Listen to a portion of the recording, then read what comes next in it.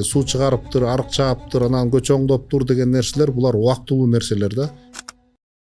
Айбек Сарыгул дегенде эле Тосор эске келет. Тосор эске келгенде сиздин атыңыз эске келет да. Ошондо айыл өзүнүн күчүнө ишенди. Өрүктүн сезону болуп атат, карагаттын сезону болуп атат, мал түшүп атат. Эмнеге мындай иш чараларды өткөзүп атасыңар? Кыргыздын сөөгү чет өлкөдө кала баштаса, анда ошол жака кеткен миграцияда жүргөн кыргыздар кайтып келбейт. Айылдагы теңтуштар, классташтар айтып калат: Айбек ай, сени тиги үтүктүү саясатта эле сени көргөзүп атат деген убактарда болгон. Коомдук аң сезим өссө, саясий аң сезим өсөт, анан ошонун аркасы менен экономикалык өнүгүү дагы болот. Акылдуубуз баарыбыз, бирок эсибиз жок. Анткени болуп өткөн нерселерден сабак чыгарып, ушуну кылбаш керек экен дебейбиз. Анан ушул кылып аткан иш аракеттериңиздин максаты эмне? Балким келечекте саясатка барайын деген пландарыңыз барбы?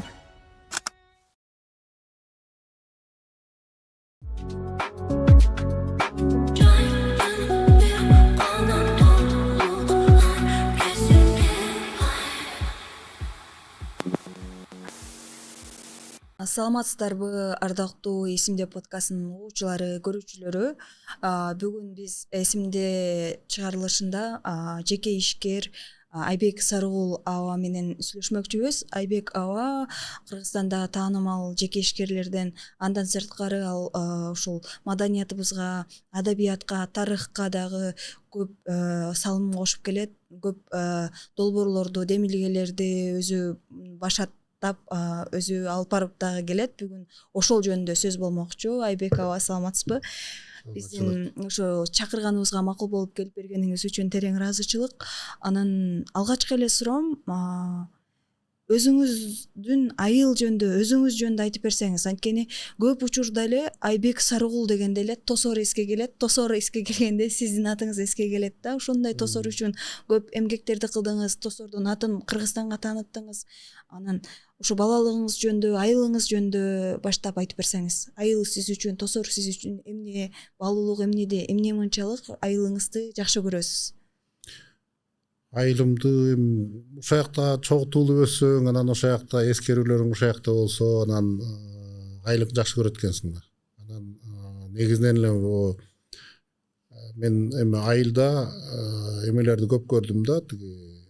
Биздин байкелерибиз, улуулар айылдан кетишет, шаарга барып иштеп жүрүп, анан баягы белгилүү убакка пенсияга жакындаганда анан айылга көчүп келишет, айылды жугурушат, ушундай болуп анан мен эмете берчүмүн да, мындай эмнеге мындай депчи. Шаарда эми сонун жыргал жашоо болуп атса, анан шаарга барып эле анан ошол жакта калып калбай депчи. Анан барып эле анан баары айылга келишет. Анан ошондон баштап эле баягы коомдук иштер менен 2010 жылдан кийин коомдук иштер менен көбүрөөк алектенип калып, анан ошондо анан коомдун маанисин, коомдук уюмдашуунун маанисин, анан жанагы эмнеге биз айылга тартылабыз, кыргызча айтып койдук, жер тартат депчи белгилүү убактан кийин. Эмнеге ошондой болот деген нерселерге көбүрөөк көңүл буруп, ошо менен дагы мындай айылга көбүрөөк көңүл буруп калдым да. Мен негизи ошо 2010-до ошо Туркиядагы жана Достук маданият коомуна жетекчи болуп калып, ошо түптөө эле ошол жака жетекчи болуп калып, ошонун аркасы менен коомдук жумушка көбүрөөк маани буруп, анан ушу жанагы айылдык коомдук уюмдар канчалык маанилүү экенин, жердешчилик канчалык маанилүү экенин, аны кантип өнүктүрүү керек экенин ошол багытта көбүрөөк ой пикир болуп, анан ошонун негизинен Тосорду көбүрөөк таанытайын деп калдым. Анткени бир жаран, ал өзү эле жаран да, бирок анын ичин толуктай турган, мисалы үчүн Айбек ким дегенде фамилиясы айтышы мүмкүн, атасын айтышы мүмкүн, туугандарын айтышы мүмкүн, бирок сөзсүз ким дегенде кай жерлик деген айтылат да. Уруусу, жашаган жер айтылат. Ошо жашаган жериң көбүрөөк маанилүү болот. Ошон үчүн жашаган жериң менен таанышың керек. Анткени бир жаран, ошо бир киши коомдогу орду ошо өзүнүн ошо жашаган, өзүн байлаган жери менен да байланыштуу да.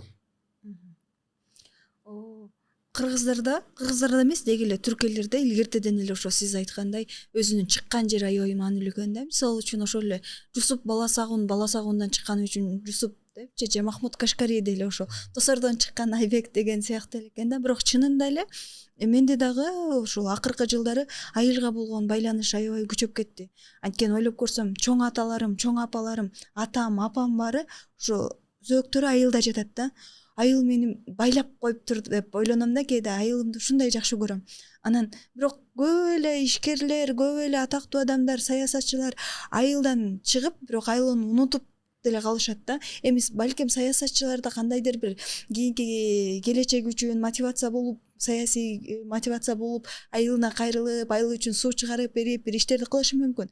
А сиз жеке ишкер катары айылыңызга аябай көп кайрылат экенсиз. Ушу айылда өткөн балалыгыңыз, анан кантип жеке ишкерликке келип калдыңыз, кантип миграцияга келип калдыңыз, ошол жолуңуз жөнүндө айтып берсеңиз.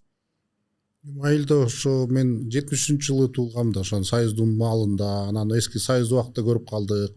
Андан кийин ошо Союз тараган маалга ким каякта окуйт болуп калды. Анан ошо эмеде Пржевальскийде, ошо Караколдогу жана Кызыккөл институт болчу, азыр университет болуп калды. Ошол жакта бир курс окугандан кийин анан Турцияга топ кетип атат, Турцияга окууга алып атат делип калып, анан ошо 92-жылы Турцияга кетип калгам да.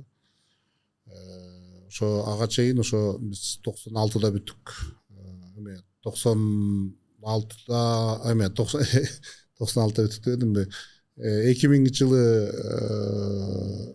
кандай болуп калат ошондо 92-де кеткенден баштап 33 жыл болобу, 30 жылдан бери ошо биз эгемендүүлүктөн кийин 1 жылдан кийин эле кетип калыптырбыз да. Анан ошол жылдардан кеткенде башталгычта эч бир адам баягы башка жерге барганга көнгөнгө аракет кылат экен да. Ошо миграцияга бардык, Турцияда жашап калдык, университет окудук, анан үйлөнүп жайландык, иштеп жүрүп анан ишкер болуп калдык. Анан эми барып эле жанакы миграцияда жүргөндө баары бир өз жериңди сагынасың. Өз бүр туугандарыңды сагынасың, жериңди сагынасың. Анан ошо сагынычыңды ошо балалык чагың, баягы эч бир нерседен кайгапа жок ойноп жүргөн убактыларың эске келет. Айылдагы мындай элестер, мектепке барып жүргөн убагың, анан тиги мектеп кичинекей кошуна балдар менен барып үй ойноп дегендей, машина айдап, мындай таштан машина салып ойногон убактар келет да. Анан ошо менен айылга болгон эмең күчөйт. Анан колуңан келген убакта, ал убактарда башталгычта 1 жылда 1 эле келчүбүз да Кыргызстангачы. Ал дагы ошо мүмкүнчүлүк болсо 1 жылда 1 келип кетсүн. Андан кийин анан сөзсүз жай айында эме каникулга балдар менен айылга келгенге аракет кыласың. Ошентип жүрүп анан байланып калдык. Анан мындай чет өлкөдө болсок дагы бир утуу сөзсүз айылда болуп жүрдү да.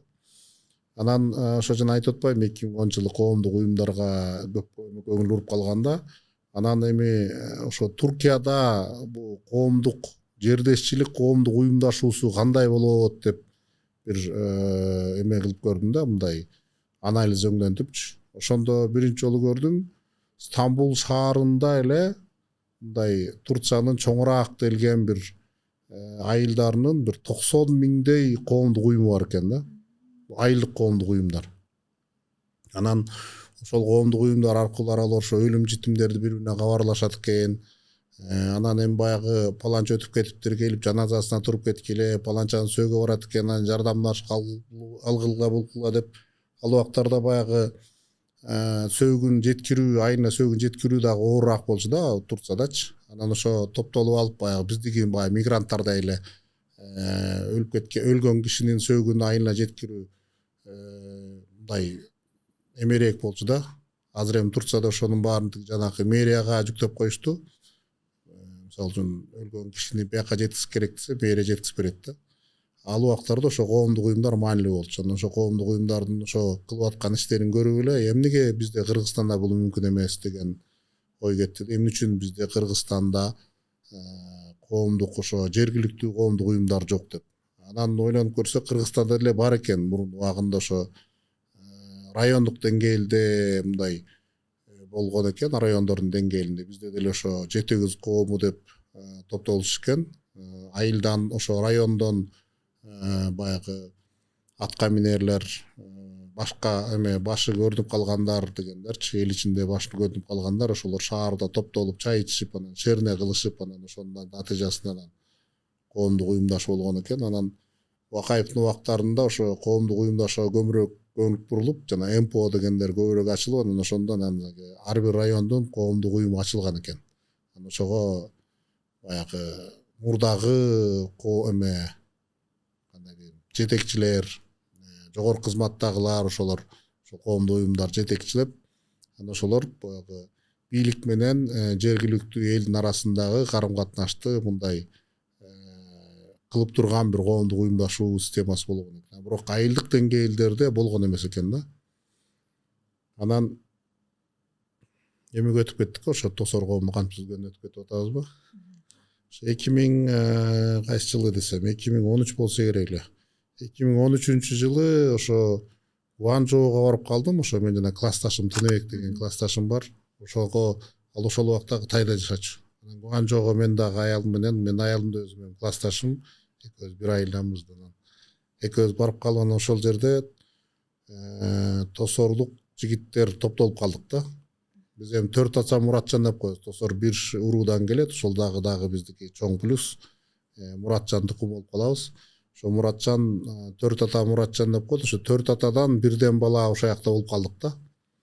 Анан ошол жерден анан сөз болуп, бай ошо мен ушундай коомдук уюмдар менен жүрүп атам, ошо тосор коомун түзбөйлүбү, түптөбөйлүбү деп бир сөз болуп, анан ошо Тыныбек 2014 аягы менен Кыргызстан көчүп келди. Анан ошо 2015 анан түптөйлү ошону тосор коому деп, анан ошо Тыныбек биякта жүрүп калып, ошол баягы түзүү түптөө иштерин ошо Тыныбек жүргүзүп, анан алгачкы ошо аткаруучу директор да Тыныбек болду. Ошентип анан тосор коому түзүлүп калды. Ошондо тосор коому 10 жыл болуп калыптыр, 10 жылдын. Тосор коому 10 жыл болду. 2015 жылы май айларында түзүлгөн. Ошо анан биздин биринчи эле демилгебиз ошо Омор Султановдун 80 жылдыгы болгон. Быйыл ошо 90 жылдыгын белгиледик. Ошо биринчи эмебиз 80 жылдык болгон да. Сиз жана айтпадыңызбы? Көп эле кишилер тиги сыртта жүрүп унутуп калат депчи. Чынында эле ошо Омор атабыз, Омор Султанов эми чоң мындай адам да, мындай.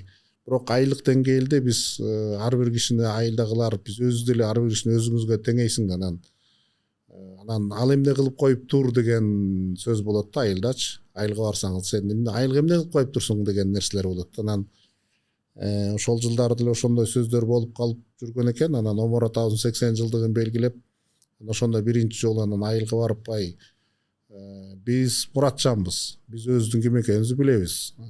Тосорлук экенибизди билебиз. Бирок тосорду ким билет? Тосорду эч ким билбейт. Бирок тосор тааныс үчүн мына бу Омор Султанов атабыз тосорлук. Омор Султановдун айылы, биз тосор деген Омор Султановдун айылы дей турган болсок гана таанылат. Анан бизден чыккан, өзүбүздөн чыккан кыйындарды биз өзүбүз тааныта албасак, биз кандайча кийин балдарыбызга кантип таанытабыз деп, анан ошондон 80 жылдыкты белгилеп, ошондо Омор атабыз аябай ыраазы болгон. Мындай ошо тосор коомун анан көз өткөнгө чейин ошо Тыныбек менен жакшы мамиледе болуп, мен келгенде да жолугуп калып жүрдүм. Анан ошо тосор коому ошонун аркасы менен анан өстүк. Ар кандай иш чараларды кылдык, тосордо дагы көп нерселерди кылдык. Андан кийин ошо тосор коомундан кийин ага чейин ошо түзүп калган тосор жаштар уюму бар эле. Алар менен жакшы кызматташтык. Анан айылга ошо тосор айымдар коомун түзүгүлө деп, айымдар коому түзүлдү. Акырын эми иштеп келатат. Анан бир топ жылдан бери, 4-5 жылдан бери айтып жүрөбүз, ошо жалпы айылдын бир коомдук уюмун түзбөйсүңөрбү деп. Тосор коому, Тосор Муратжан деп азыр баягы группа болуп өзү сүрөшүп жүрүп атышат, бирок ошол барып ошо Тосор Муратжан коомдук уюму деп түзүлөт деген ойдомун. Анткени ар бир айылдын, мисалы баягы башка дүйнөдө, мисалы Турцияда, андан башка дагы эми Италияга барып келдик, жанагы Америкага бардык, жанагы мекендештердин аркасы менен, тиги мекендештер кыймылы жана миграциялык кеңештин аркасы менен. Башка өлкөлөрдө ошондой экен да, мисалы үчүн бир айылдын, мисалы үчүн жаштарынын коомдук уюму өзүнчө болот экен, айымдарынын коомдук уюму өзүнчө болот экен, жалпы айылдын коомдук уюму өзүнчө болот экен. Анан ошол айылдын калыптан чыгып тышта борбордо чоң калаада жүргөндөрдүн уюмдашы өзүнчө болот экен. Анткени булардын баарынын бири биринин өзүнчө мындай коомдук эмеси болот экен да, мындай тартылуусу болот экен. Ошондуктан ошо бизде айылда эми тосор коому бар. Тосор коому эменин тосорлуктардын Бишкектеги тосорлуктардын коомдук уюму дейли. Сыртта жүргөндөрдүн. Андан сыртка ошо тосор жаштар коомдук уюму бар. Тосор айымдар коомдук уюму бар. Анан эми ошо буюрса ошо Тосор Муратжан деп айылдык коомдук уюм түзүлүп калса, ушунун баарын бириктирип башында тура турган бир коомдук уюм болсо, анда ошондо биз өзүбүздүн айылыбыздын коомдук аң сезими калыптанды дегенге айтсак болот да. Бул эми жалгыз эле Тосордо эмес, жалпы Кыргызстанда болсо деген ниет бар да. Айбек аба, ушул көп эле айылдардан байкайм, айылдагы уюмдар көбүнчө социалдык маселелерди эле карашат да. Айылдагы суу чыгаруу же мектеп, бакча маселелерин карашат, бирок ушу Тосор коомунун уникалдуулугу бул өзүлөрүнүн иденттүүлүгүн, тарыхка дагы көп көңүл бурушат, же болбосо жанагы Тосор коому уюштурган Жанек Баатырдын юбилей жылдары, өзүлөрүнүн иденттүүлүк тарыхына кайрылган көп иш-чараларды өткөзүп, Тосор айылынын канча бир жылдыгы деп дагы бир иш-чараларды өткөрүп жүрүшөт. Ушул идеялар кайдан келет? Ошо тарыхка болгон, иденттүүлүккө болгон ойлор, ким ал идеяларды алып чыгат? Эми идеяларды башталгычта мындай экен да, дүйнөдө коомдук уюмдашуу 1000 жылдардан бери келатат.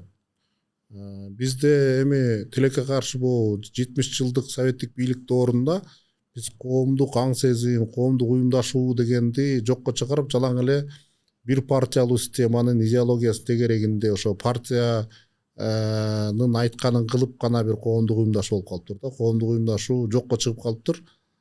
Ошонун негизинде биз эмдигиче жанагы бейөкмөт уюмдар, МПО анан деген мындай бир тарабы мамлекет эместей бир мындай көз караш менен жүрүп атпайбыз. Анткени ошо коомдук уюмдашуунун терең маанисин түшүнбөгөндүктөн болуп атат да. Бул эми биз эми жанакы нерселерди мен чын айтканда ошо Турциядан, анан баягы башка эмеден Америкага баргандагы сүйлөшүү андай мындайлардан, Европадан, ошол жактардан көрүп анан ушундай нерсе кылсак дедик. Анткени жана сөзүң айткандай тиги суу чыгарыптыр, арык чааптыр, анан көчөңдөптүр деген нерселер булар убактылуу нерселер да. Эл ошону талап кылган үчүн сен эмне кылып койдуң дейт да, мисалы үчүн биздин элдерчи ошо эмне кылып койдуң дегенге жооп катары мен бул арыкты салып койдум, мен бул көчөнү оңдоп койдум, мен буну салып койдум, мен муну кылып койдум деп көрсөтө ала турган нерселерге көбүрөөк көңүл бурушат экен да. Бирок ал жолуң деле кайра бузулат, арыгың деле кайра чабыш керек болот, баарын кайрадан кылыш керек болот. Муну түбөлүктүү кылыш үчүн ошол элдин ынтымагын, элдин биримдигин күчтөндүрүш керек экен да. Ошол багытты иш алып барыш керек экен. Анан биз ошо жанакы Омар Султанов 80 жылдыгын өткөзгөндө эл түшүндү. Эми толук түшүнбөсө да түшүндү коомдук уюмдашуу маанилүү экенин, айылды таанышуу, тайындытыш үчүн белгилүү бир эмелердин аркасына келиш керек экенинчи. Анан ошону дагы да жетиштириш үчүн биз ошо атамдын керек кылып кеткен эмеси бар эле, ошо Жанек Баатырдын чоң тоюн өткөрүү, мындай аш деп коебуз да, азыркы ошондой өткөрүү боюнча. Анан 2017 жылы ошону кылдык. Анан ошол жерде анан айылды 2 жыл боюнча айылга барып келип атып 2015, 2016, анан 2017 деп жүрүп, анан 1 жыл, 6 ай 1 жыл толук айылга 2 айда бир барып айылдарды топтоп айылдагылар менен сүйлөшүп атып, муну кыла, тигини кыла деп атып, анан ошонун аягында анан ошо Ержанектин 200 жылдыгын өткөздүк. Ошондо айыл өзүнүн күчүнө ишенди. Айылды бир ынтымак алып келе алдык, бир биримдик болуп келген коноктор төзө алышты. 11 миңге жакын киши келди ошо айылгачы. 120дай боз үй тигилди. 40-50дөй бодо мал союлду. Айылдыктар башында мындай ушундай уюмдашууга келе алышканын, келе аларын билишкен эмес. Бирок ошол уюмдашууга келди, анткени мындай нерсени кылыш үчүн жалгыз гана акча каражат жетишсиз. Бир биримдик болуш керек. Ошол биримдикке келгенде гана ошол иш-чара мындай баралына жетип толук кандуу өтөт да. Ошону биз азыркы чейин айылдыктар айтат, ошо эр жанекти өткөзгөндөн кийин мындай эми чынын айтканда бир айыл силкинди. Ошонун аркасы менен айыл биримдикке келди. Ошонун аркасы менен азыр мындай тосор болуп атканынын бир чети ошо 2017-жылы эр жанектеги айылдын биримдиги болду. Анан ошо айылдык коомдук уюмдашууну да ошондо дагы мындай эки суроо койдук да, мисалы үчүн элди тозгондо айылды кандай кылып мындай биримдикке келет. Квартал ошол убакта бир 20 квартал болуп калган экен да. Айылды бөлүшүп баягы жергиликтүү бийлик кварталга бөлүшкөн. Анан ошо квартал менен топтойлубу, квартал болуп тозосуңарбы же кыргыздын мурдагыдан келаткан уруучулук системасы менен эле тозобузбу деп. Анан ошондо анда уруучулук системасы менен тозолуу болуп, анан ошондо ошо 4 ата Муратчандан 24 ата болуп бөлүндү. Ошо 4төн 24, ар бир уудан 3төн 4төн эң чоң 12 болуп ошентип анан ошо 24 атага бөлүнүп, ошо 24 аталык система менен ошо конокторду тозулду. Эмдиге чейин ошо 24 атанын 10 башчысы бар. Ошо 10 башчылар айылдагы андай мындай маселелерди чечүү жагында, маалымат бөлүшүү, айылдын пикирин угуу, ошону жеткирүү багытында ошо 24 ата ошо 10 башчылар аркылуу иш болуп келатат. Мен азыр ушул бир суроо бергим келип турат. Каражат маселеси боюнча ошо тосор коому жылына жок дегенде 2-3 чоң иш чараларды өткөрүп турат экен. Бул аз каражат эмес. Анан каражат кайдан табылат? Ар бир тургун кандайдыр бир акча бөлүп турабы же айылдан чыккан ошол тосор коомунун мүчөлөрү акча чогултабы же көрүнүктүү 3-4 бизнесмен бөлүп алып каржылайбы? Кандай каражат маселеси кантип чечилет? Бул эми жанакы белгилеп койгон эмелер бар да, программа бар. Муну кылалы дегенчи. Анан ошону кылалы деп келгенде ар ким мындай каражат, мисалы үчүн мындай нерсе да, каражат бөлүнгөн күндө дагы ошол иш-чара ишине жетеби деген сөз бар. Эгер ошол иш-чара толук кандуу ишке аша турган болсо, анда ошо каражат маселеси башталат да. Анткени жанакы тосордогу иш-чараларга ошо тосол жаштар коомдук уюму, ошо тосордун айыл башчысы, анан жанакы 10 башчылар мындай эметпей турган болсо, колдоо көргөзбөй турган болсо, каражат болгон күндө дагы бул өтпөйт. Анан ошону көрүнгөндөн кийин анан биз ошо ишкерлерге, биздин өзүбүздө коомдогу ишкерлерге айтабыз, ушундай нерсе болуп атат, ким канча кол кабыш кыла алат депчи. Анан ошого жараша мен мунусун көтөрөйүн, мен муну кылайын, мен муну берейин деп ошо менен өткөрүлөт.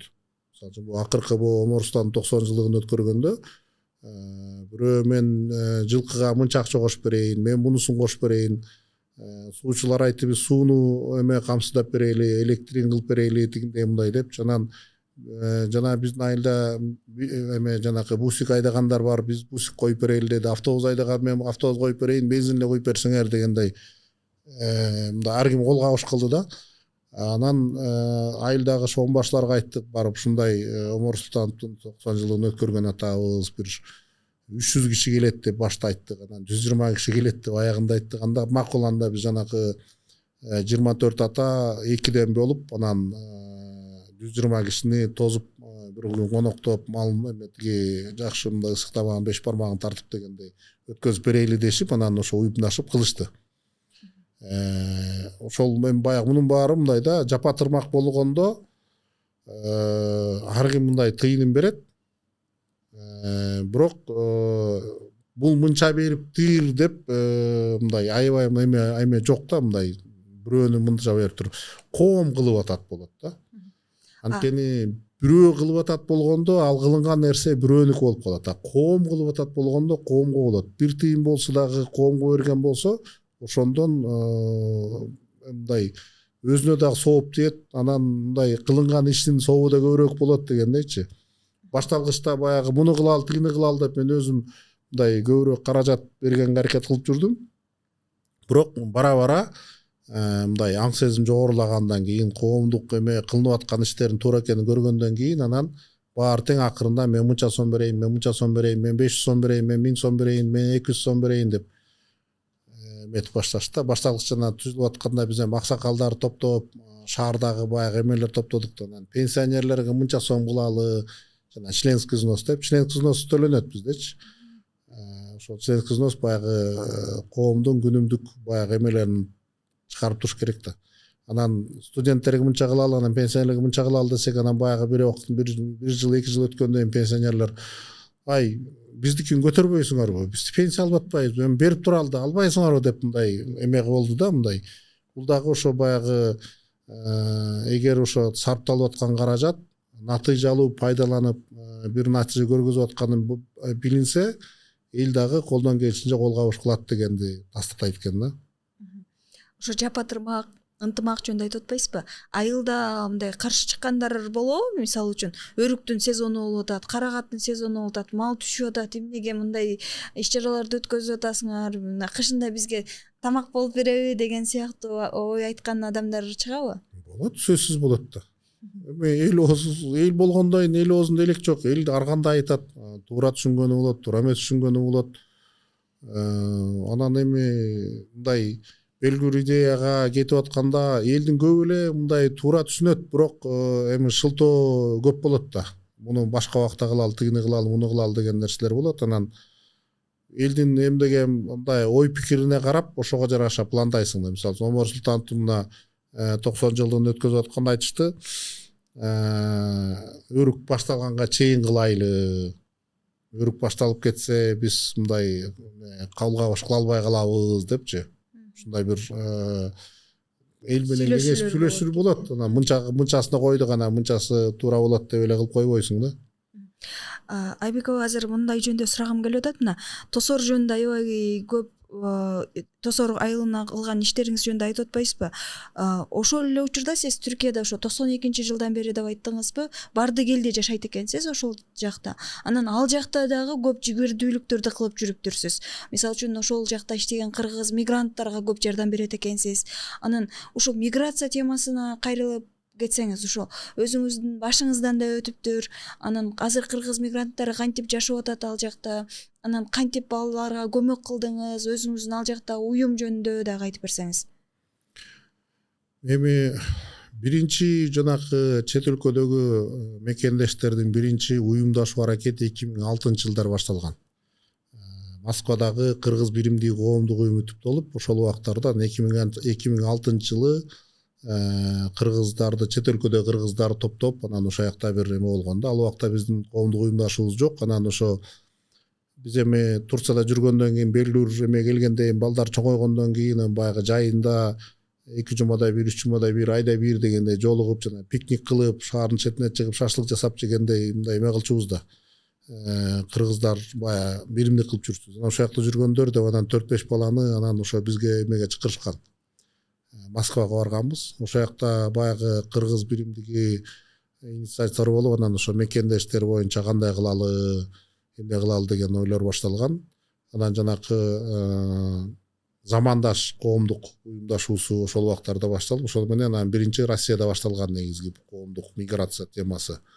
анан биз 2010 жылы Стамбулдагы балдар уюшуп ушундай бир Кыргызстан достук маданият коому түптөйлүү деп анан ошо май айында 2010 май айында түптөшкөн экен бизден бир аз кичүүрөөк балдар анан ошо сентябрь айында беле ушундай болуп калды байке биз ушу коомдук уюм түптөдүк эле баягы биринчи мындай эме 12 киши биригип анан коомдук уюм түптөйт анан ошондон кийин анан Турциянын закону боюнча 6 ай ичинде эме жалпы чогулуш кылышың керек анан ошол жерде анан эмесин тандашың керек башкаруу кеңешин ревизионный комиссиясын ушундай тандайсың да ушундай болбот деле сиз ошо башкаруу кеңешине кирип бербейсизби деп калышты макул деп анан ошо башкаруу кеңешине кирдик анан башкаруу кеңешине киргенден кийин анан төрага болуп калдым ошо 2010 жылдан баштап анан 2010дон 2016га чейин ошо мекендештер темасында ошо азыркыга чейин эле жүрүп атабыз бирок 2016га чейин ошо Кыргызстан достук маданият коомунун башкаруу кеңешинин төрагасы болуп жүрдүм коомдук иштерде болуп анан 2010 эме болуп кетпеди бизде тиги переворот болуп кеткенден кийин анан Роза Исаковна эме болуп калды экс болгондон кийин анан ошо биринчи 2012 жылы мекендештер кеңеши деп биринчи ошо форум түптөп анан ошо тыштагы мекендештерди топтоп ошондо биринчи ошо мамлекеттик деңгээлде мекендештерге көңүл буруу болду. Жок, андан мурун болгон экен. 2009 жылы эме Бакиевдин убагында чоң бир курултай болуп, ошондо ошо мекендештер да чакырылган. Ошо мекендештер чакырылып, анан ошо 2009-2010 кийин ошо көбүрөөк мамиле бурулду. Анан биз эми Турцияда ошо Кыргызстан достук маданият коомун түптөп, ошонун негизинде биз иш алып барып жүрдүк. Эсте каларлык чоң нерсе 2010 жылы жанакы эме болуп кеткенден кийин, төңкөрүш болуп кеткенден кийин ошондо биз 31 августту куттуктадык биринчи жолу. Турцияда, Стамбул шаарында биринчи жолу топтоп, анан ошондо 1,5-2 миңге чейин киши келип, ошондо бир чоң бир куттуктоо болду. Андан 2010, 2011, 2012, 2013 жылдарга чейин ошо эгемендүүлүк күнүн куттуктап жүрдүк. Андан кийин ошо коомдук уюмдашуунун негизинде мындай азыркыга чейин деле ошо жанакы Курман айтта сөз топтолмой, Ноорузда сөз топтолмой болуп атат. Анан ошо 2016 жылы жанакы күлөнчүлөрдүн жанакы төңкөрүш эмеси болуп калды. Төңкөрүшкө эмеси далалаты болгондон баштап ошондон кийин анан Турцияда коомдук уюмдашууга 2019 жылга чейин 3 жыл эме болуп калды. Чектөө киргизилди. Анан ошо 2019-2020да жанакы пандемия болуп калды. Анан 2021ден баштап кайрадан баштайлы деп анан бир чектөөлөр болуп калып, ошонун негизинде ошо Кыргызстан достук маданият коомун быйыл жаптык. Кайрадан түзөбүз деп жаптык. Анан балдар ошо кайрадан түптөш керек эле, ошо түптөө аракетине баша албай атышат. Ошо бул жылдын ичинде эми бизден кийинки муун ошо кайрадан ошо Кыргызстан достук маданиятын кайра түптөп, кайрадан жаңыларын ачып ишке баштаса деп турабыз. Бирок эми мен бияктагыдай эле ошо мындай коомдук уюм болгондон кийин ошо коомдук уюмдун негизинде иштерди алып бардык, офис кармадык. 2019 чейин офисибиз болду, өзүбүз офис жасап.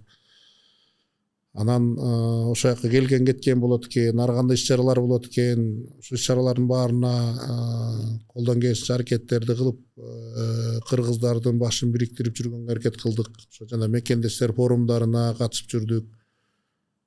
Америкага чейин бардык. Америкада мекендештер кеңешинин форуму өттү, Италияда өттү, Швейцарияда өттү, Москвада өткөн. Ошонун баарына катышып мекендештердин темасын көтөрүп жүрдүк. Анан ошол убакта жана кайра эле айыл маселесинде бир нерсени айтып жүрдүк да, эмнеге маанилүү кыргыздардын мекендештик ой пикири эмне үчүн маанилүү. Биз ошондо айтып жүрдүк, эми ар бир кыргыз чет өлкөдө жүрсө дагы ошо айылына келип көмүлөт экен да. Бизде ушундай салт бар. Кыргыздар эч качан сөөгүн тыштап таштабайт. Бул пандемияда эле бир аз эми көбүрөөк болуп калып атты. Бирок негизинен киши өлгөндөн кийин бир туугандары сөзсүз аны ошо мурдатан ата бабалар жаткан жерге апарып көмгөнгө аракет кылышат. Мындай кээ бир учурда эле мен биякта эле көмүп койгула деген сөз болуп калбаса, көбүндө ошо сөөк сөзсүз туулган жерине, ата бабасынын жаткан жерине апарып коюлат. Ошондо ар бир өзүн мен жакшы иш кылам деген коомдук аң сезим болгон жаран өз айылында 2 метр квадрат жерге татыктуу болуш керек деп айтып жүрдүк да. Анан ошонун негизинде ошо жанакы өкмөт ошо 2009 болуш керек, жана миграция министрлиги түзүлгөн убакта сөөктөрдү алып келүү боюнча атайын фонд бөлүп, азыркыга чейин иштейт. Ошо Минтруд бөлүп берет. Канча сом экенин билбейм. Ошо чет өлкөдө бир жаран калып калса, анан сөөгүн Кыргызстанга алып келүүгө чейин бөлүп берет да. Бул ошол убакта биз ошо айтып чыккан маселелерден болчу. Анткени эгер кыргыздын сөөгү чет өлкөдө кала баштаса, анда ошол жака кеткен миграцияда жүргөн кыргыздар кайтып келбейт. Ошол жакта калып калат депчи. Ошонун негизинде азыркыга чейин келип атат. Бирок эми азыр пандемияда андан кийинкилер кээ бирөө сөөк келбей эле калып атат. Эми бул эми законченемдүү нерсе экен. Бирок миграциянын маселеси аябай көп. Мамлекет менен кызматташып чечүү аракеттери болуп атат. Бирок мындай бир убакта баары чечилип кетпейт экен да. Анан мына азыр шайлоо келе атат деп атабыз да. 2-3 күндөн бери шайлоо болот деп атабыз. Анан азыркы темалардан бириси ошо мигранттардын өз мекенине болгон кайдыгер мамилесин жок кылбаш, кайдыгер мамиле болбош үчүн ошо мигранттарга ошо эмелерден бирөөсү дагы ошо шайлоо укугун сөзсүз ордуна кетирүү аракети болуш керек да. Жанагы иденттүүлүк деп атпайбызбы? Жарандар иденттүүлүк өзүнүн ички дүйнөсүн, өзүнүн ким экенин дегенди тастыктай турган нерселерден бирөө ошо бир ошол мамлекетке өзүнүн мамлекетине болгон байланышын ошо мамлекеттик процесстерге кошулуп аткан болсо ошондо иденттүүлүк күчтөнөт. Азыр саясат жөнүндө сүйлөп кетпедиңизби? Мына Кыргызстандын аймагында болобу, Түркияда болобу сиздин жигердүүлүгүңүз чоң да. Анан ушул кылып аткан иш аракеттериңиздин максаты эмне? Балким келечекте саясатка барайын деген пландарыңыз барбы? Саясатка барайын деген планым болсо мурда эле ишке ашырып коймокмун. Бир убактарда эмелер айылдагы тең туштар, классташтар айтып калат: "Айбек ай, сени тиги үтүктүү саясатта эле сени көргөзүп атат" деген убактарда болгон. Ошол убактарда бармакпыз эгер саясатка баруу эмебиз болгондо. Саясатка баруу эмем жок, мындай эч болбоду дагы да. Мен өзүм ошо бир жол тандадым.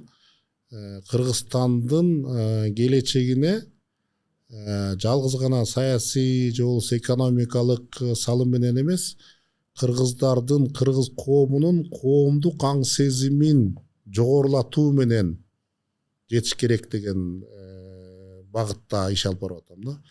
Эгер ошо коомдук аң сезим өскөн болсо, анда ошол коом, ошол өлкөнүн саясий аң сезими да өскөн болот. Анан экономикалык эмеси дагы мүмкүнчүлүгү да өскөн болот да. Анткени бул бири-бирине байланыштуу нерсе. Эң негизги фундамент ошо коомдук аң сезим.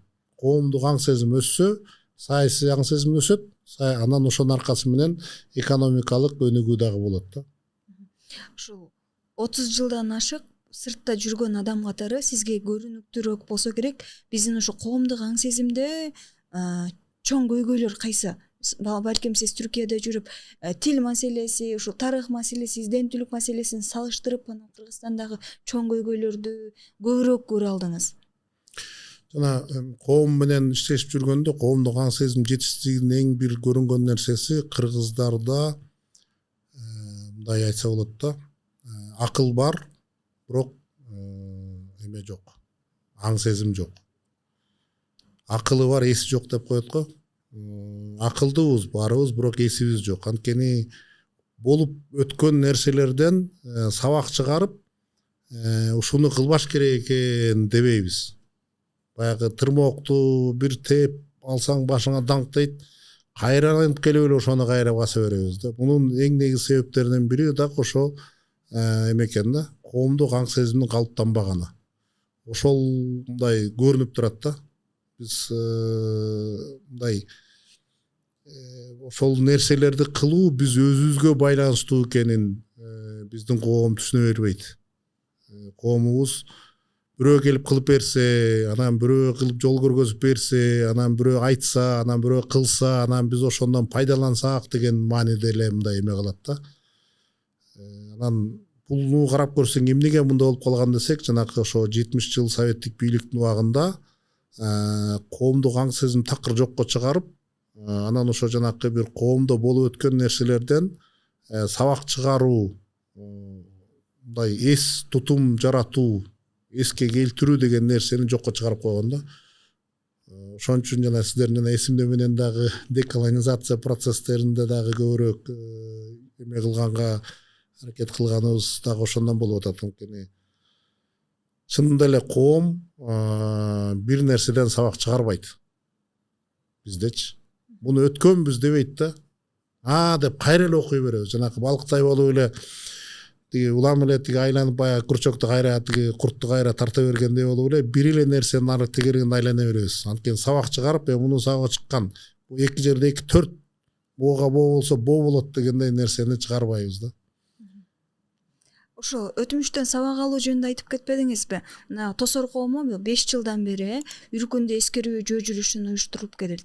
Бул эми мындай эскерүү тажрыйбасында уникалдуу бир көрүнүш да. Анткени кайсы бир чоң уюмдар, мурун Ашар же КДК сыяктуу уюмдар өмүр көчөт сыяктуу жүрүштөрдү уюштурду же эсимде аянтчасы сиздерден кийин уюштурду. Бирок ушундай айыл өзү уюшуп анан Үркүндө эскерүү жөө жүрүшүн уюштуруу жыл сайын кайталоо бул аябай бир башкача көрүнүш болду да. Бизде Кыргызстандын тарыхында мындай жокко эсе көрүнүш болду.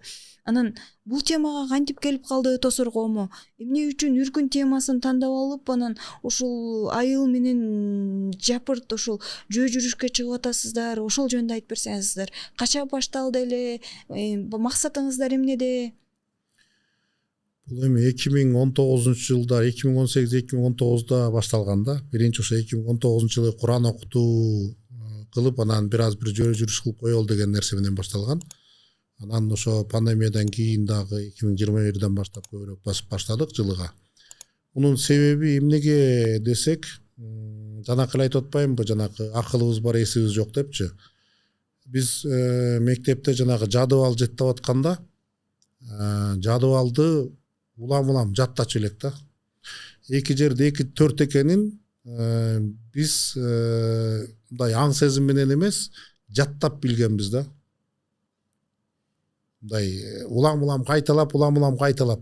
Анан университетте деле кийин деле баягы бир нерсени жаттамайынча мындай жаттап алып үйрөнбө деген нерсе бар да. Анан ошондой эле бу биз айтып атабыз, мисалы үчүн Үркүндү биз унутуп калып атабыз. Үркүндү мисалы үчүн 5 жылда бир эле же 10 жылда бир эле эстеп койсок, ошондон сабак чыгып калабы деген дейт экен. Мындай коомдук аң сезим өнүккөн өлкөлөр мындай жылыга бир нерсени кыла бербейт экен да. Биз ошону жылага кылып аткан себебибиз ошол бизге сиңсин, ошону биз кылалы, ошону менен жана жадыбал жаттагандай 16 жыл жөө жүрүшүн кылып атабыз, 16 жөө жүрүшүн кылып атабыз, 16 жөө жүрүшүн кылып атабыз дегенде анан кайра 16 дей берип, анан ошол 16 жылы эмне болгонун эске салуу үчүн бир кылып атсак деп айтсак болот. Кылып атабыз дегенди айтсак болот да. Анткени 16 жылдын сабагы чыккан эмес. 16 жылды жанакы орусча айтканда констатация фактов деп коебуз, факты болгонун айтабыз, бирок себеби эмнеге болгону, анан кандай болгонун билебиз, бирок анын сабагы чыккан эмес да. Эмнеге чейин чыккан эмес. Анан биз айтабыз да, ошо 16 жылдагы окуяларды, мисалы үчүн биздин муун, мен ошо Союздунда өстүм деп атпаймынбы, 73-жылы болгондон кийин ошо Союздун акыркы мууну болом да, мисалы үчүнчү.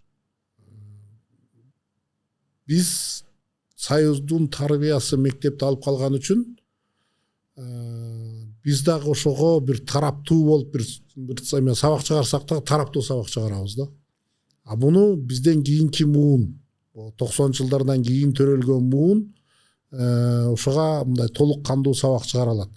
Бирок ал муун азыр эмеге чыга элек, баралына жетип, эмне үчүн деген нерсеге толук кандуу суроого калыптандыра элек да.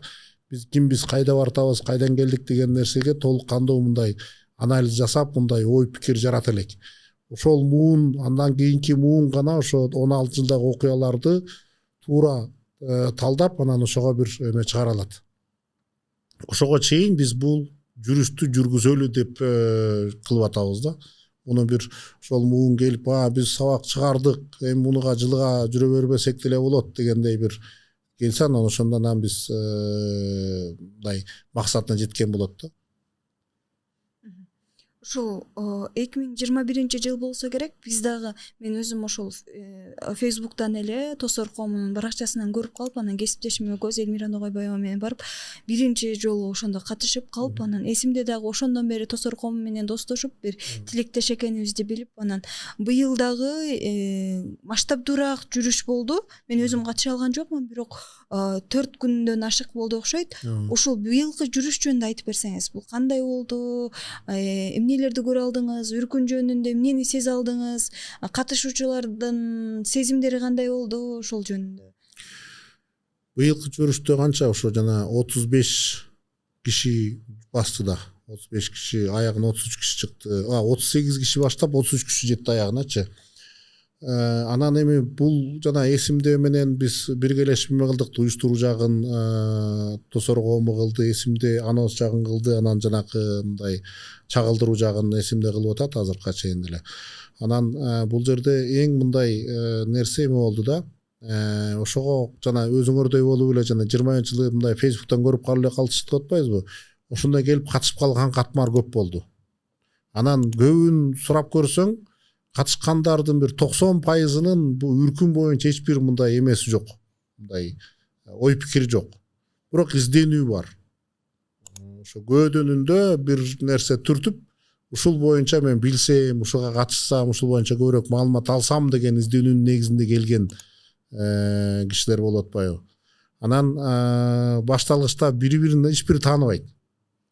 Анан бир жерде айттым да, өзүң эмеделе бардың беле, былтыр бардың беле, быйыл 4 күн болду, 4,5 күн деп атканбыз, 4 күндө бүтүрдүк. Анан биринчи күнү бастык, экинчи күнү бастык. Анан экинчи күнү түштөн кийин жол алыс, түштөн кийин анан баягы башталгычта биринчи күнү баягы топулдап бири-бирин таанышып, анан токтогон жерде таанышып басып келдик. Экинчи күнү жарым жылда ошондой келдик, анан жарым жылдан кийин анан баягы көргөзөсүң, тигине тет якта дейсиң. Мисалы үчүн алыс жерден, тет жерде тигине боз үйлөр турат. Ошол жака барасың дегенде анан ар ким кетти. 2ден, 3дөн, 1ден болупчу. Анан келгенде эртеси күнү айттым. Кече дедим, эмнени сүйлөштүк? Мына бул кыргындын көбү, сөөктө дагы, беделде дагы кыргындын көбү биринден бири ашып, мен биринчи ушу ашуудан өтөм деп, биринин үстүнөн бири тебелеп, ошондон да көп кыргын болгон. Көрдүңөр дедик да, кече түштөн кийин барып жата турган жери тетигил жер дегенде ар бириң кеттиң го, бөлүнүп эле. Ким кандай биринчи жетем деп кетти. Ошол 16 жылда ушул болгон. Анткени биримдикке чакырган, жолду көргөзө турган көсөмдөр артта элди өтүп кетсин, эл ар жака жетип алсын, биз бер жакта кармап туралы деп артта турган жол көргөзүп, аркасында келаткан эмелерди жазалоочу отрядтын мийизин кайтарып турганга деп. Алдыга кеткен эл болсо биринчи ашууну мен өтүп кетем деп, анан бирин-бири тебелеп, анан биринин сөзүн укпай ошондон болгон деп айттык да. Десек чын эле деп, анткени ошо чын деле болду. Баягы кырдашкандан кийин тет якта деп көргөзөсүң, ал жерге бир 2 сааттык жол. 2 сааттык жолго анан кетти да баарчы. Ортодо жаанда жаады, анан ошондон андан кийин ошо 4-чү күн деген 3-чү күн ашууну ачтык. Анан ашуудан ашканда дагы баягы жаан жаап атат. Жаан жааганда баары ошондой эле бара турган жер көргөндө баары кетти. Анан 4-чү күнү келгенде анан жанакы ошо 2-чү, 3-чү күндөгү болгон нерседин эмеси 4-чү күнү көрдүк да. Анткени 4-чү күнү түшкө чейин бастык, андан кийин баары тең эле мындай эмеси күн ачылып берди, мындай эмеси настроениясы мындай эмеси жакшы аябайчы. Анан шак эле баягы жарым күндөн ашык барабыз деген жерге жарым күндө эле жетип калдык да. Анан мындан ары кантип кетип эле калбайлы, эртең жарым күн баспайлы, бүгүн да түнөбө турбай эле кетип калбайлы дегенден макул анда басалы дедик да. Анан ошондо түштөн кийин 3-чү күнү 28 километр бастык. 12 километрин түшкө чейин басканбыз. Анан 16 километрини түштөн кийин бастык. Болгондо дагы баягы жол жок. Ат жол менен эле ошондун анан сууларды өтүп бир 20дай суу өттүк, бир 7-8 чоңураак экен, ага улам бирөө таш салат, анан таш салып бирөөсү болсо сууну кечип алып, мындай мен эми суудан муздак сууга башып жүргөм, üşүбөйм деп ал өткөрөт, мындай кээ бир жерде көтөрүп өткөрөт, кээ бир жерде эки жакка тура калышып өткөрүшөт. Ошол жерде ошо 4-күнү түштөн кийин эме жардамдашуу үлгүсүн көргөзө алышты. Ошол жерде анан кимдин ким экени белгилүү болду. Анан баары тең бири-бирине жардамдашып өттүк да. Анан ошо кызык нерсе түшкөндөн кийин айтып атышпай, Айбек байке, сиздей койчу көргөн эмеспиз депчи. Анткени мен аягына аркасына түшүп алгам, алдыда тиги жолду көргөзүп аткан тиги табылды кетип баратат рация менен, мен аркасынан ай табылды, чарчадык, токтобойлу десек, ал эми мен өзүм чарчап, өзүм баса албай кетип баратам. Анан ал туруп алып, Айбек, азыр караң кирип кетсе жол таппай калабыз. Бара турган жер таппай калабыз, токтобойлу дейт. Анан мен аркасына түшүп алып, улам токтогон айдап отурдум. Ошентодон жеттик аягында. Түн ооганда уже күн кирип кеткен саат 9-дарда бардык го.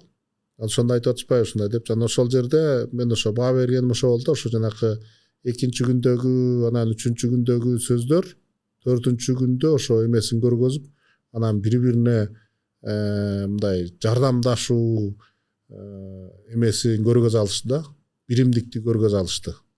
Анан мындай эметет экенсиң да, ошондой мындай эгер бирөөнүн ким экенин билгиң келсе, ошо менен сапарга чык дейт да. Ошол 4-күндөгү сапар эсте каларлык болду. Ага чейинкиси мындай эми бастык, анан жолдо кетип бараткан 2-ден 3-төн сүйлөшөсүң. Биринчи күнү баарың чогуу сүйлөшөсүң, экинчи күнү бир аз бөлүнө баштайсың, үчүнчү күнү 2-ден 3 болуп каласың, а бирок ошо 4-күнү баарыбыз бир баскандай болуп калдык да. Анткени тез басканы бар, чабал басканы бар, тез басканы, чабал басканына жардам болгонго аракет кылып, ошондой бир жакшы нерсе болду. Ушул Кыргынсай жөнүндө сурагым келип атат азыр. Мен да өзүм Тоң районунун Кызылтай айылынанмын. Бизде Кыркшейит деген эскерүү жай бар. Ал жакта биздин чоң аталарыбыз да жатат. Анан биз кичинекей кезибизден эле Кыркшейит жөнүндө бизге чоң апаларыбыз көп айтат эле да. Биз мындай коркуу сезим дагы бар болчу. Бул жакта ушундай бир окуя болуптур деп. Анан Кыргынсай азыр эл оозунда кантип айтылып келет? Жаш муун билеби? Анткени биринчи жолу ошо 2021-жылы эскерүү жүрүшкө чыкканда мен эсимде Кыргынсай деген тактайча көргөнбүз. Анан кийин ал тактайчаны көрбөй калдык, бирок ошол убакта сиз айтып бердиңиз эле, ошол Күнгөйдөн келген чиркей уруусу ушул жакта кырылып калган экен, үркүн учурунда качып баратып деп. Азыр ушул эскерүү жайы кандай эскерилип атат? Ал жакта эмне бар? Жаш муун билеби, окуучулар билеби, эл оозунда ал жөнүндө уламыштар айтылабы?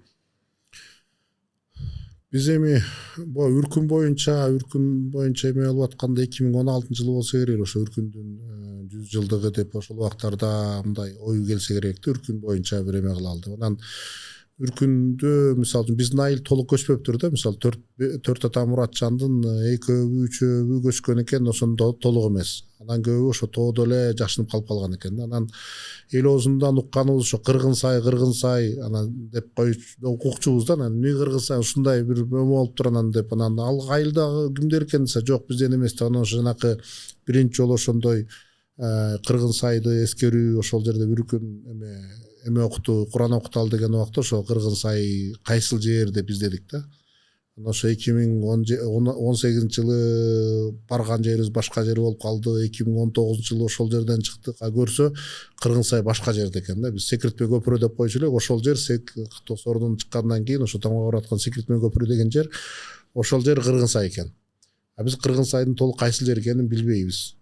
3 жылда кийинде гана ошо Кыргынсайдын жерин билдик да. Ошо Кыргынсайдагы болгон окуяны биз эми мурдагылар айткандан айтып берип атабыз да. Муну бир мындай бир тарыхый бир факт экенин, каякта экенин, кайда жазылган деген нерсе жок. Эл оозундан эле ушул жерде ушул бир кыз экен, кичинекей кыз экен, ушундай болуп тиги болуптур. Анан кайсы уруу экен дегенде ошо Чиркей деген уруу экен деп мен атам айткан экен. Анан саяктардан ошо Чиркей деген уруудан бир айыл экен деп, эми жанакы ал убактагы айылдар 8-10 түтүндө. ошондой бир айыл ошо кеч калып калган болуш керек да, ошо жазалоочу отрядка түшүп келип калып, анан 4-5 эле орус деп айтышып атат да. Анан ошо эмеге ошо кыргын сайда сайдын ичине алып барганда анан тиги колдорун байлатып бирине өздөрүнө эле. Анан ошо тиги жанагы үзүктөрдүн үстүнө жаап, анан ошо штык менен сайып өлтүргөн, атпаган депчи. Анан ошону угуп анан кыргын сай боюнча каяк кийин деген анан бул кыргын сай бул жер эмес, тетигил жер деп. Ал жакта ар жагында да бир жер бар экен. Ошо жакта дагы эмеден ошо тоңдон анан жетегүздөн кармалган туткундарды алып келатканда бир жардын боюнда атышып, анан ошо жарды көчүрүп салып кетип калган деген жер бар экен. Ал жер так кайсы жер экенин билбейбиз. Анан ошо кыргын сай деп баштап калдык. Анан ошол жерден кетип атабыз да. Анан эми мындай жерлер жана өзүң айтып атасың 40 шейит деп көп экен. Өткөндө эле ошо биз эмеден келип калып жана биздин тиги Балбак Келебердиев депутатыбыз бар эмеспи? Аны менен сүйлөшүп отуруп калсам ошол да айтат, ошо 40 шейиттерди ал дагы ошо тегерегин курчап бир эме бар эле өңдөгөн бирдеме жасаганда ошо жакта оңдоп койсок деди келе деп. Мен да айтып атпаймынбы, бай. Кийинки жылы ошо Үркүндүн 110 жылдыгы экен. Кел ошону мындай эме кылбайлыбы, эмне жөө жүрүшчү кылайлы. Бул жакшы нерсе экен. Биз 5 жыл кылдык. Мындай элде кызыгуу бар экен. Кел ошо 40 шейиттен дагы жөө жүрүш баштабайсыңар десек, макул, анда ошону кылалы деп ошо бир эметип атабыз. Балким ошо кийинки жылы ошо 40 шейиттердин дагы ошо тоңдук мындай тоңдон жигиттер чыгып ошо жактан бир баштаса, баары эле Сөөктү же Беделде биригет экен да. Анан бул Суу Самырдан балдардан уктук, ошо биздеги ошо жактан өткөн экен деп. Анан бул Чүйдөн дагы, Кеминден дагы ошо көчкөндөр болгон экен. Нарындан, эки нарын аркылуу ошо качкандар болгон экен. Ошонун баарында мындай жөө жүрүш эметсе болот эле. Кийинки жыл ошо Үркүндүн 110 жылдыгы да. Ошо Үркүндүн 110 жылдыгына мындай жергиликтүү бийлик же болбосо биздин баягы коомдук уюмдар бир аз көбүрөөк көңүл буруп, ошону мындай эс тутумда кала тургандай бир иш чара кылса деген эме бар, тилек бар. Ошо эсимде коомдук уюму дагы ошону колдоо көргөзсө, сиздер ошо жана 2022 жылы эме кылбадыңар беле? Көл өрөөнүн кыдырып канча өзүң болдуң беле, канча 30 канча эме 34 эс тутум жайын, эстеликтерди, эс тутум жайларын, көрүстөндөрдү чогулттук да. Ошондо эс тутум жайларын мисалы үчүн белгилеп койсок жакшы болот эле да. Мисалы үчүн мындай мен деле айылга баратканда мындай эме кылам да. Жана бизде азыр Тосорго баратканда Сказка деген жерибиз бар да. Анан өткөндө былтырбы мурдагы жылы баратсам мындай тарыхый жерди мындай эме бар да, международный мындай стандарт бар да, тарыхый жерлерди мындай күрөң түстөгү жазуу менен жазып коет да. Анан Сказка деп күрөң түс менен жазып белги орнотуп коюшуптур. Анан мен бир чети ыйлайсың, бир чети күлөсүң билбейм да.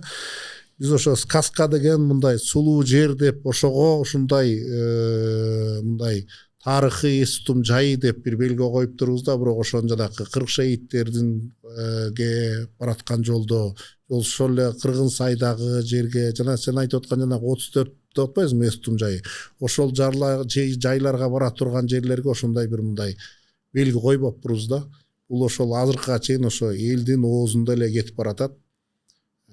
Мен эми муну көргөн, мисалы мен чоң энем Үркүнгө барган экен, ошо мен 6 жашар кыз элем деп айтчу да. Ошо 2000 эми чоң энем өтүп кетти. Анын балдары өтүп кетти уже. Анан эми биз ошо уккандан тияктан бияктан айтып атабыз да, бирок ошол тарыхый эс тутум жайларын кай жерде экенин белгилеп койсок, жок дегенде ошо ушул жерде өтүп кетиптир деп мындай бир Куран окутуп өткөнгө мындай эме болот эле да. Балдарың эстип баратып, ушул жерде мына бул жерде могу окуя болгон экен. Бир таш белги орнотуп, ошонун бир мындай тарыхчасын жазып койсо, же болбосо азыр эми баягы технология өнүккөн заман ушул жерге барсаң ушундай эме бар деп мындай интернетке деле чыгарып койсо, геолокацияланган нерсе чыгарып койсо деле болот да. Бирок ошону кылбай атабыз да. Чынында аябай жакшы идеяңыз бар экен. Деңиз эле ушул Ысык көлдүн тегерегинде биз дагы эскерүү жүрүшүн кылганда ар бир айылда, Коктуларда эскерүү жайлар бар экен, Үркүнгө байланышкан. Эгер ар биринде ошондой сиз айтып аткандай тактайчалар болсо, балдар үчүн, муун үчүн, келечек үчүн да жакшы болмок деп ойлойм. Анан ушул акыркы суроолорумдан болсун, Айбек аба, сиздин жана Тосор коомунун келечектеги пландары жөнүндө айтып берсеңиз. Дагы кандай иш-чараларды, тарыхка байланышкан демилгелерди, эс тутумга байланышкан, адабиятка байланышкан кандай иш-чараларды өткөзөйүн деген пландарыңыз бар?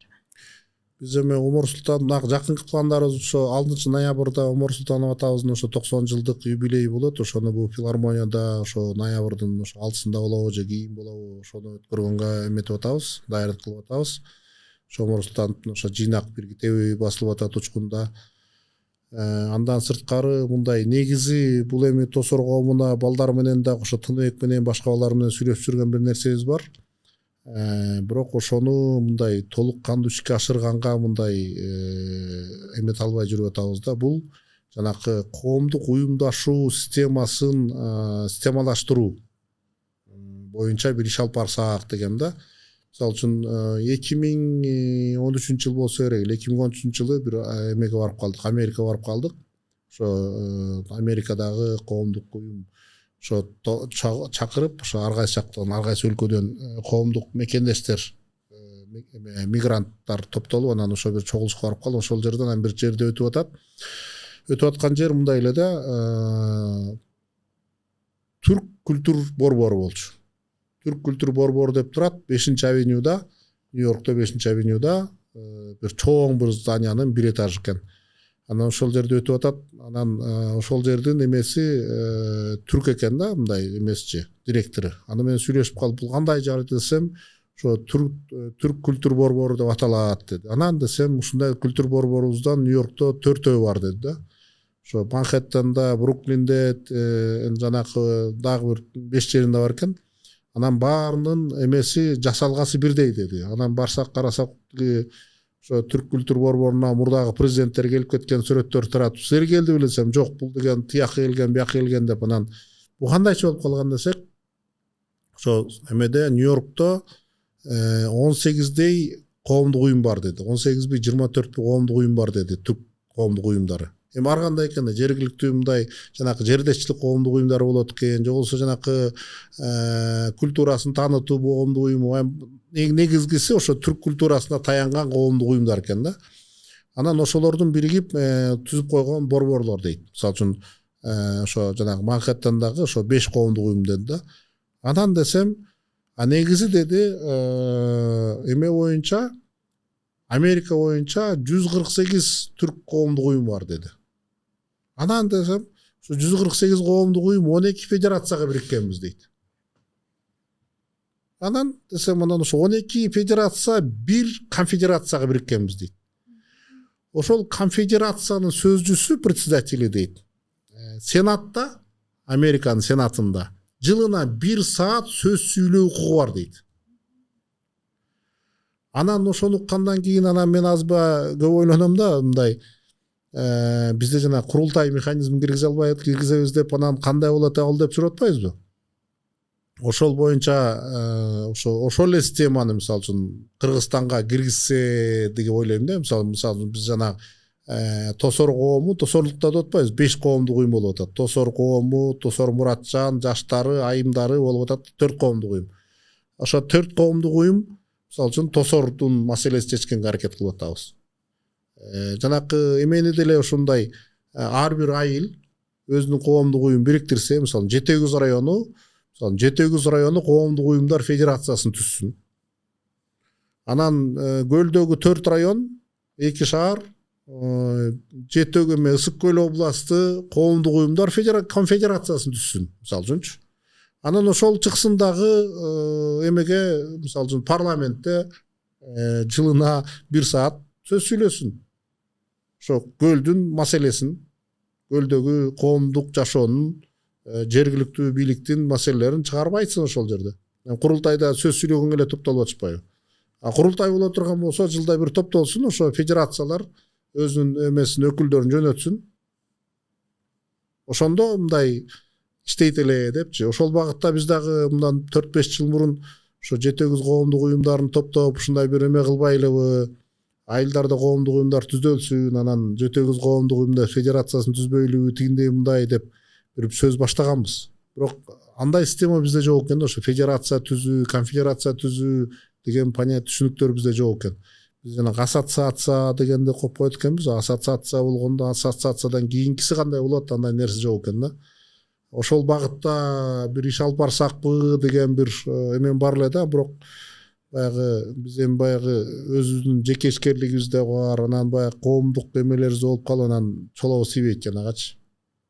Бирок ушул маселе боюнча мисалы үчүн ойлонсо жакшы болчу да экен да, ошо федерациялар аркылуу, конфедерациялар аркылуу эменин элдин мүдөөсүн мамлекеттик саясий бийлик менен бөлүшүп туруу.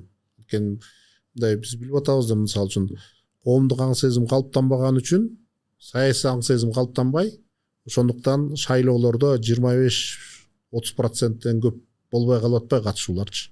Жергиликтүү бийликтин шайлоосунда өткөндө Бишкекте канча 26% болуп калды. Бул өтө жаман көрсөткүч да. Мындай элдин мындай өзүнүн келечегине кайыл болгон мамиле болуп эсептелет да. Сага шанс берилип атат, а сен ошону колдонбой атасың да. Ошону өзгөртүш үчүн болбогон үчүн бизде жанакы эме курултай болсун деп атпайбызбы? Элдин үнүн угайлы деп, анан саясий бийлик курултай өткөрүп атат. А бирок ал жерге тандоо да кандай болуп калып атат? Биринчи курултайга тиги келсин болду, анан ал экинчи курултайга жок, сен андай кылгансың, башка барат деди. Эми азыр кийинки курултайында кандай топтолот, ал да белгисиз. Бирок жанакындай бир системалаштырып койсо, коомдук уюмдар түзгүлө, ошол коомдук уюмдар аркылуу бириккиле, анан келгиле, жергиликтүү бийлик менен болобу, саясий бийлик менен болобу, мамлекеттик органдар менен болобу, ошо уюмдашуунун натыйжасында сүйлөшкүлө деген бир принцип чыкса, ошондо коомдук уюмдардын эмеси көтөрүлөт эле, деңгээли көтөрүлмөк, талап да көтөрүлмөк. Ошого жараша анан коомдук аң сезим да туура калыптанмак да. Чоң рахмат Айбек мырза, Кыргызстан үчүн, айылыңыз үчүн, облусуңуз үчүн аябай көп иштерди кылып атабыз. Түркияда дагы көп жигердүүлүктөрдү кылып атасыз. Биздин чакыруубузга келип бергениңизге терең ыраазычылык. Ушу менен биздин бүгүнкү подкастыбыз аягына чыгып атат. Анан көрүүчүлөр үчүн бизде кичинекей белек бар эле. Мына бизде аял тагдырлары деген жыйнак чыккан. Бул жакта бир канча авторлор 20-кылымдагы аялдардын тагдырлары жөнүндө макалалар топтолгон.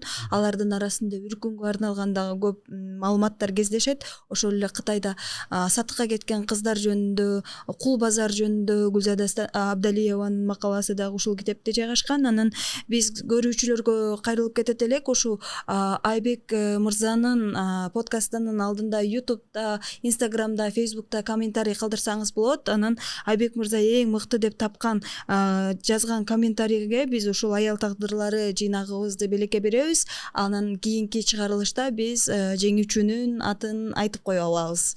Сизге чоң рахмат. Ишиңиздерге албан ийгилик. Ага келип бергениңизге рахмат. Рахмат. Жакшы туруңуздар. Урматтуу көрүүчүлөр, бизде эсимде подкастында жеке ишкер, тарых, иденттүүлүк темаларындагы чоң демилгелерди баштап жаткан Айбек мырза, Айбек Сарыгулов болду. Биз менен болуңуздар, биздин YouTube каналыбызга катталыңыздар. Саламатта болуңуздар.